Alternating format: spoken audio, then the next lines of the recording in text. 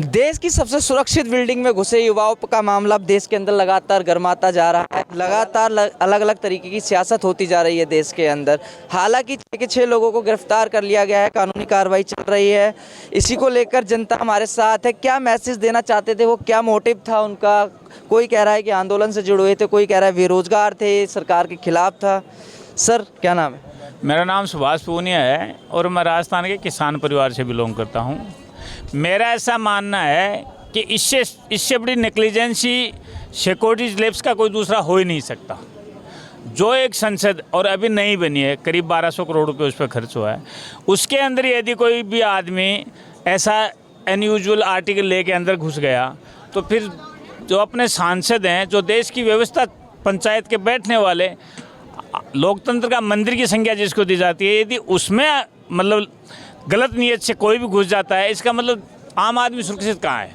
मेरा मानना है, मैं सरकार से, मेरी आपके चैनल के माध्यम से मेरी मांग भी है कि आप के वहाँ घुस कैसे गए, ऐसा सिक्योरिटी लैब्स हुआ कैसे? क्यों कि कम से कम मेरा ऐसा मानना है, मैं कभी संसद में किसी टाइम में गया था 1980 में, उस वक्त भी कुछ लेके नहीं जा सकते थे, एक पेन भी नहीं जाता था।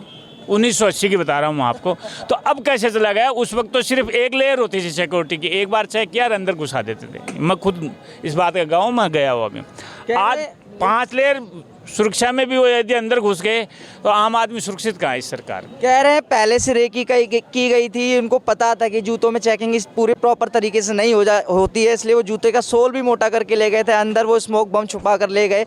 उनका मोटिव क्या था इस तरीके का करना? कि क्या भगत सिंह के ख्यालों से थे? उन्होंने एक डायरी भी लिखी हुई है उनमें से एक ने कि अब जाने का समय हो गया है, पता नहीं मैं घर वापस आऊँगा नहीं आऊँगा। क्या ये सिक्योरिटी को चैलेंज था या सरकार को चैलेंज कर रहे थे?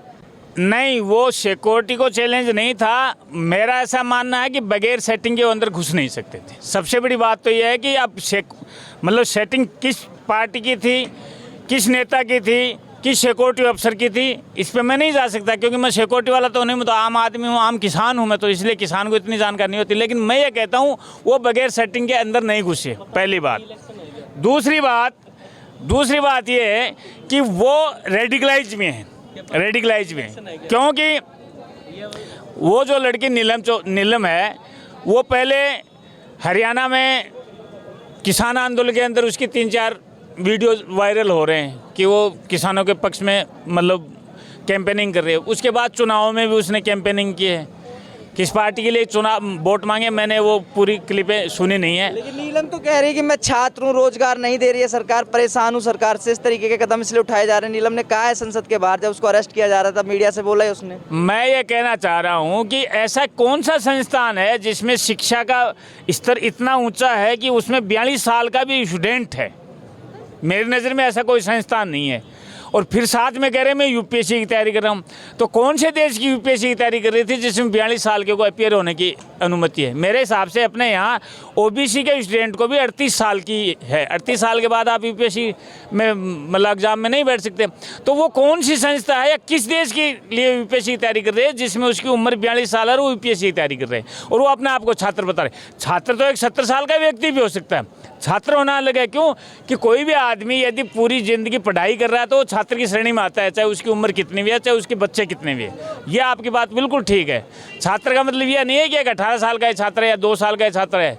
जो पढ़ रहा है, जो एजुकेशन से जुड़ा हुआ है, वो छात्र है, उसकी उम्र कुछ भी है भले ही।